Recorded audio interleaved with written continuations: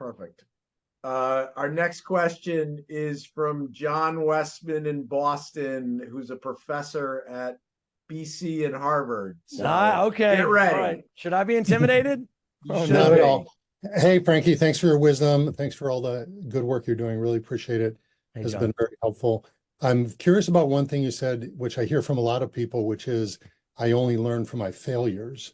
And my experience with, top performance is that it only comes from my habits and the things that I do that I've repeated so much that, it's difficult to not do it that way, which I interpret that as, no, I'm repeating successes. So I'm really interested in how you would talk about only learn from failures or mostly learn from failures versus learning from success. I love that, John. So essentially, what have you ever had a failure on your end, John?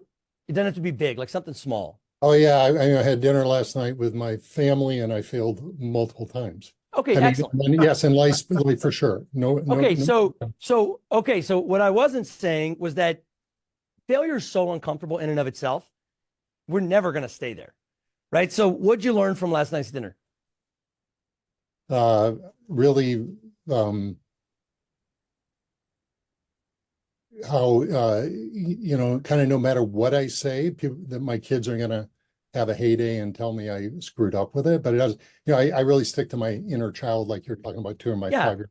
But really, that my more thing about business, where I teach professional selling and sales management, and it's important to repeat and get your neurons fired up. Think of the talent code, your myelin sheath development, muscle memories all in your brain.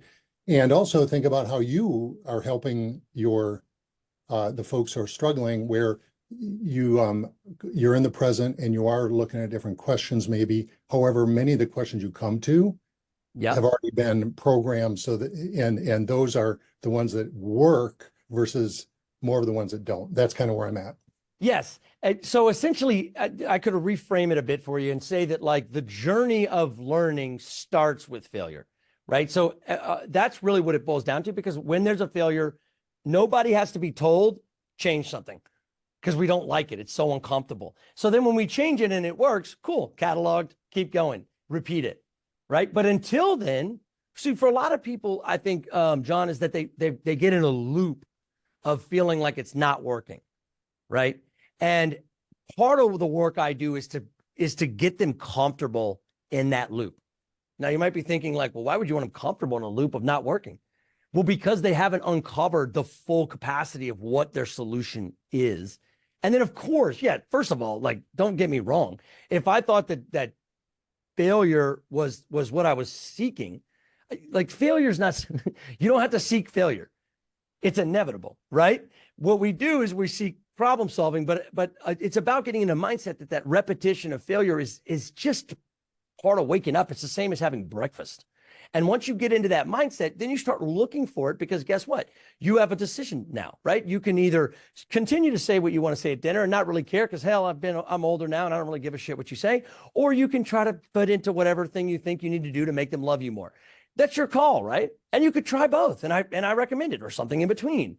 And then you figure out what works. Just like you said, you catalog that. Yeah, it's not like we're ignoring what works. Hell no. I'm celebrating what works too. But again, I don't have to tell you to look for failure. It's there. And I pretty much don't have to tell you to celebrate wins either, right? We're inevitably wanting to celebrate wins for the most part. Well, so I love it. Thank you so much. That works perfectly for me. I do think that I don't celebrate wins nearly what I could and what I've learned over the years, and like just celebrating being here alone. So thank you, Frankie. I love how you said the journey starts with learning.